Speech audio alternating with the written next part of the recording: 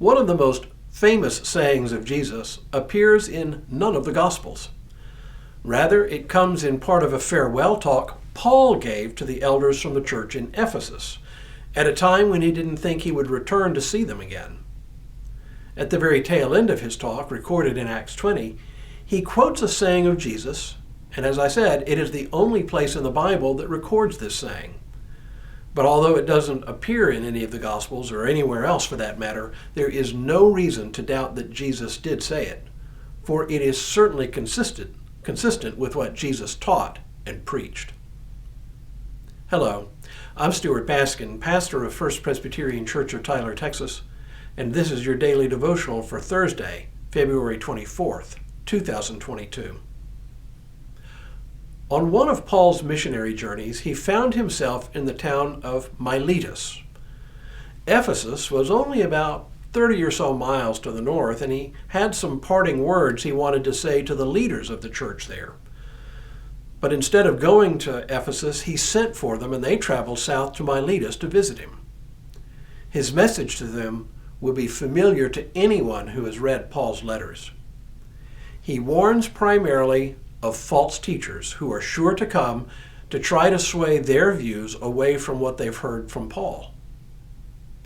His final appeal to them is actually based on his own character, namely, that he always paid his own way on his journeys, not relying on donations to support his work, so that no one could accuse him of framing the gospel in a way that would be seen as calculating, as being geared towards making the gospel profitable for him. The clear inference is that they should be aware of traveling evangelists who asked for money. He said, "I coveted no one's silver or gold or clothing. You know for yourselves that I worked with my own hands to support myself and my companions. In all this, I have given you an example that by such work we must support the weak."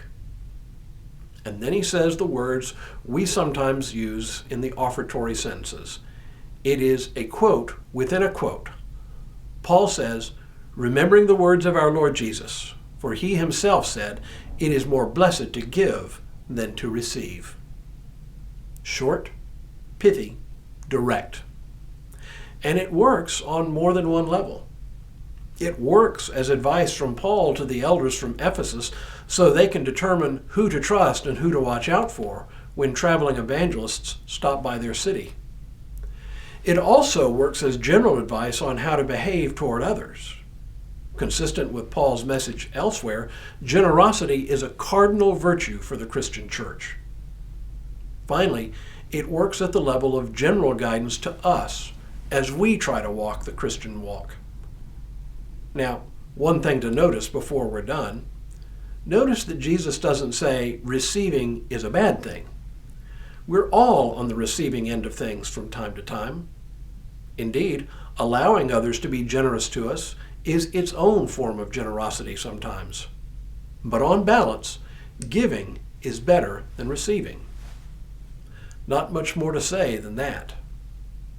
So consistent with this short, pithy saying, I'll draw to an early close.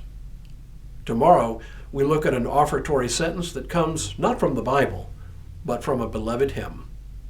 But for now, may God continue to bless you and keep you in all that you do this day and in all the days ahead.